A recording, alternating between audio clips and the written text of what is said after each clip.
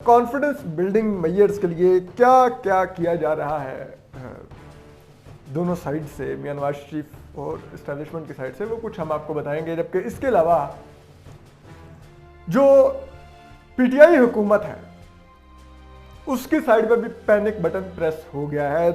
इमरान खान साहब को आइडिया हो गया है कि कुछ चल रहा है, तो वो भी कुछ अपने ऑप्शंस पर गौर कर रहे हैं और वो भी क्या सोच रहे हैं इस पर भी आज बात करेंगे।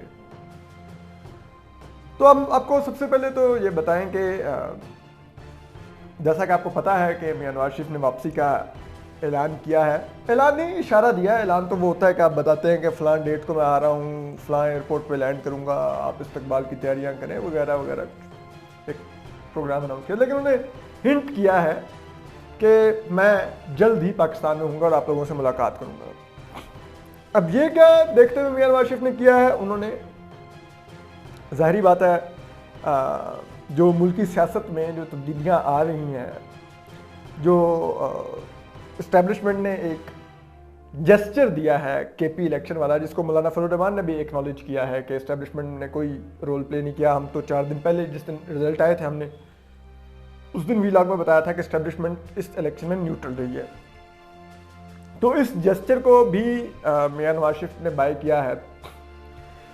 इसके अलावा जो एक और जो कॉन्फिडेंस बिल्डिंग मेजर है, जो डीजी नैब लाहौर थे, जिनकी डिग्री का भी मामला था और उसके बावजूद वो कंप्रोमाइज से मुबैना तौर पर अफसर थे, तो जो कुछ वो करते रहे तो उनको भरपूर उनका इस्तेमाल किया गया और अब उन मौसूफ को पिंडी भेज दिया गया है और अब डीजी नैब लाहौर तब्दील हो गया है।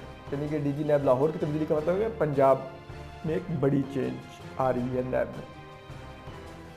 तो ये एक इशारा है।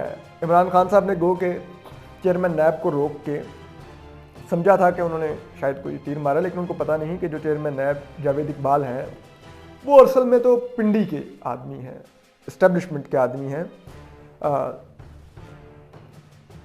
मियां नवाज शरीफ और आसिफ जरदारी साहब ने भी उनको तैनात करने का तो फैसला किया था। उस वक्त खुर्शीद शाह और शाहिद खकान अब्बासी ने मशावरत की थी अपेरेंटली, लेकिन असल में तो इन दोनों में भी कंसेंसस था कि इनको लगा देते हैं जावेद इकबाल को।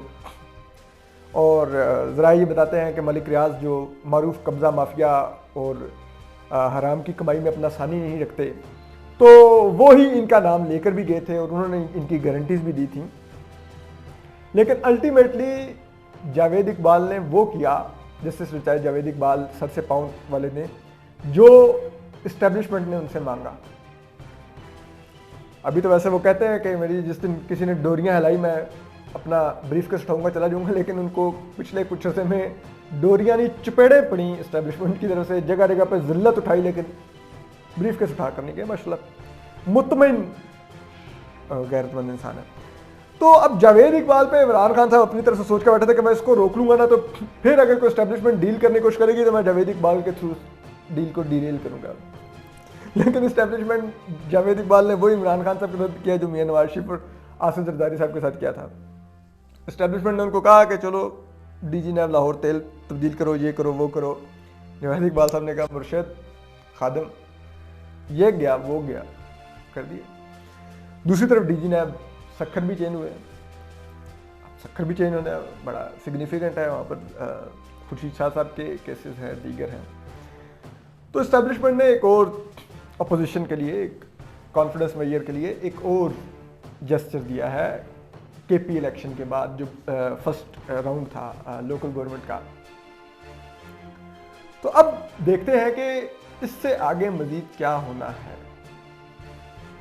मियां नवाज शरीफ इन तमाम डेवलपमेंट्स को राय बताते हैं, देख रहे हैं, ऑब्जर्व कर रहे हैं और इसी के मुताबिक वो अपना जहन बना रहे हैं। लेकिन दूसरी तरफ जो वज़ीर इमरान खान है, वहां पर भी पैनिक बटन प्रेस हो चुका है। कल जो इमरान खान साहब ने जो अपने तर्जमानों का इजलास किया, हुकूमती तर्जमानों का, जो कि इमरान खान साहब का सबसे मशगला है कि प्रोपोगेंडा क्या करना है। वो उसकी मीटिंग बड़ी अच्छी चेयर करते हैं, कहते हैं, और सबसे ज़्यादा इंटरेस्ट भी वो इसी मीटिंग में लेते हैं।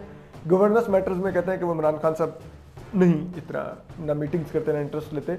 उसमें खैर उनका ज़रा ये कहते हैं कि अगर आप उनको ऑब्जर्व करें उनकी पर्सनैलिटी को तो उनका कसूर नहीं है।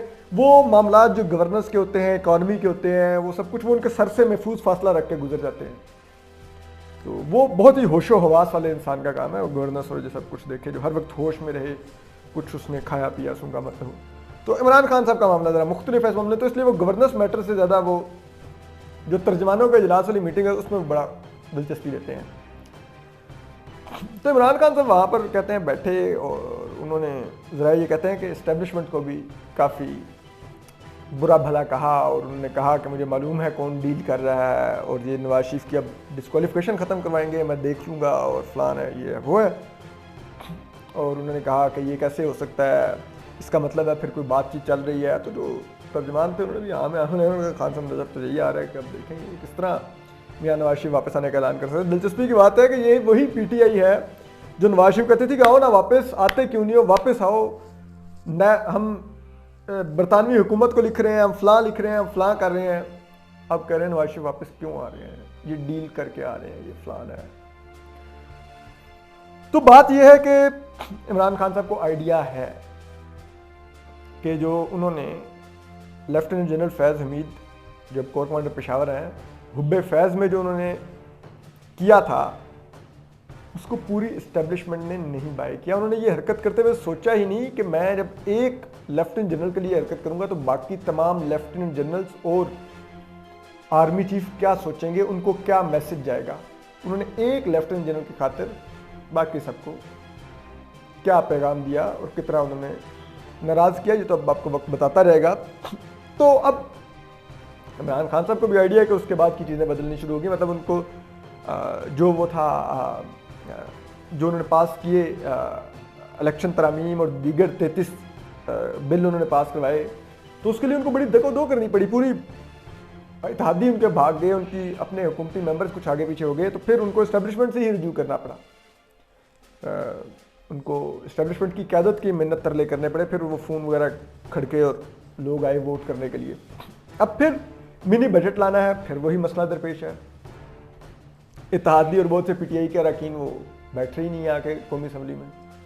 फिर इमरान साहब को पता है, खान साहब को पता है कि अब फिर इस्टेब्लिशमेंट से रिव्यू करना पड़ेगा। दूसरी तरफ वो देखें तो बलदियाती इलेक्शन में इस्टेब्लिशमेंट ने उनको अबेंडन कर दिया।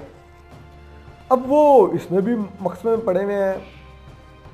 अब वो कह रहे तो है कि नहीं मैं मिनी बिल पास करवा लूँगा, और 11 के 12 जनवरी को जो IMF का रिव्यू मीटिंग है उसमें हम वो पेश कर देंगे और हमारी $1 अरब की किस्त आ जाएगी।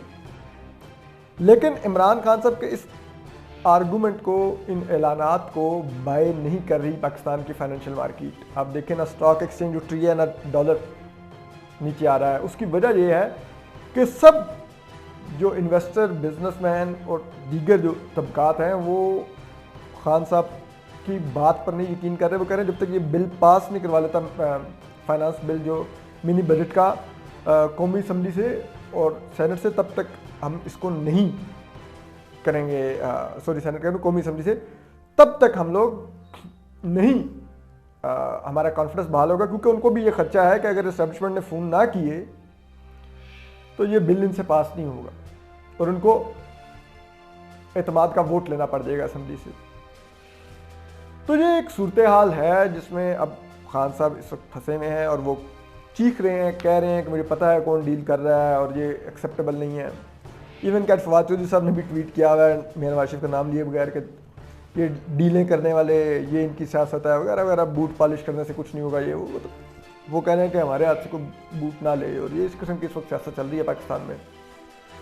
तो देखते हैं कि ये इस सब पे जो ऊंट है वो किस करवट बैठता है। बात बहरहाल आगे बढ़ रही है, पॉजिटिव नोट पे आगे बढ़ रही है अपोजिशन और इसमें इस्टेब्लिशमेंट में। और जब मैं अपोजिशन का वर्ड इस्तेमाल कर रहा हूं तो यानी कि नून लीग और पीपल्स पार्टी दोनों से डायलॉग हो रहा है। और ये अब देखना है कि नून लीग और पीपल्स पार्टी क्या डायलॉग में इस्टेब्लिशमेंट को स्पेस देते हैं, यही असल देखने वाला होगा। उसके मुताबिक फिर डील लॉक होनी है। असम्बलियों के मुस्तकबिल पर डील लॉक होनी है, यही वो पॉइंट होगा जहां पर असल में डील अभी होना बाकी है।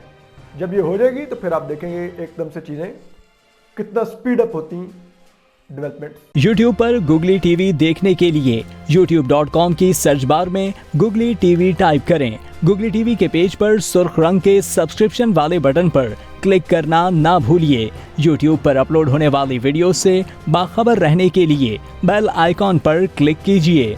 आपको हर नई आने वाली वीडियो के बारे में नोटिफिकेशन मौसूल हो जाएगा।